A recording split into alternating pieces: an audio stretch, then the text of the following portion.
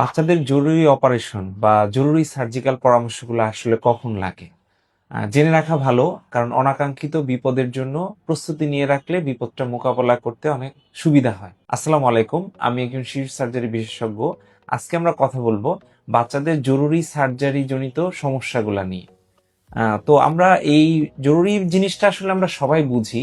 জরুরি বলতে যে তৎক্ষণাৎ ব্যবস্থা নিতে হবে, এটাকে আমরা জরুরি অবস্থা বলি। যেটা যদি আমরা দেরিতে ব্যবস্থা নেই তাহলে নানাবিধ জটিলতা বা সমস্যা তৈরি হতে পারে।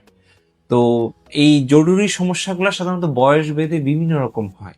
তো ধরেন একজন কিশোর কিশোরী বা একটু বাড়ন্ত বয়সে বাচ্চা কাচ্চা, তাদের যে কমন সমস্যাটা যে হঠাৎ করে তীব্র পেটে ব্যথা, সাধারণত অ্যাপেন্ডিসাইটিসের ব্যথা বা পিত্তথলিতে পাথর, অগ্নাশয়ের ইনফেকশন, অথবা একটা বাচ্চা স্কুলে গেল, খেলাধুলা করতেছে, হঠাৎ করে বাসায় ফিরলে অন্ডকোষে তীব্র ব্যথা নিয়ে। কি সমস্যা? যে অন্ডকোষ হয়তো বা পেঁচিয়ে গেছে, আমরা এরকম ধারণা করি।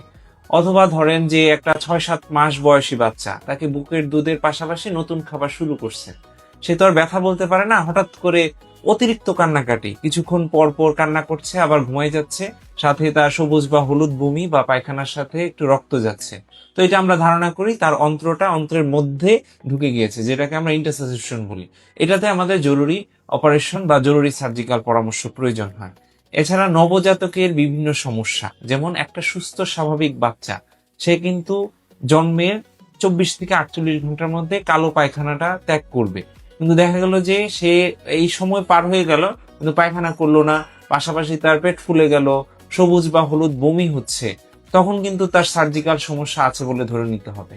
অথবা তার শ্বাসকষ্ট, প্রচন্ড পরিমাণে শ্বাসকষ্ট মানেই কিন্তু নিউমোনিয়া না, এর পিছনে কিন্তু সার্জিক্যাল সমস্যা থাকতে পারে।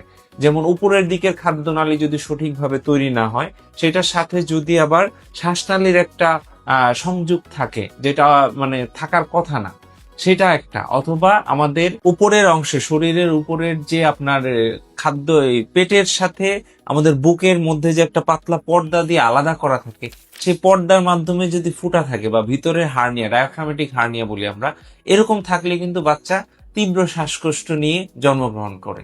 তো এই সমস্ত ক্ষেত্রে কিন্তু বাচ্চাদের দেখা যায় যে জরুরি সার্জারিগুলো লাগে। অথবা আরো কিছু কমন সার্জিক্যাল সমস্যা, যেমন এটা বাচ্চাদেরও হয়, শরীরের বিভিন্ন জায়গা ফুলে গেছে, সেখানে পুঁজ জমছে, যেটাকে আমরা ফুরা বলি। তো এই ক্ষেত্রেও কিন্তু জরুরি অপারেশন লাগে।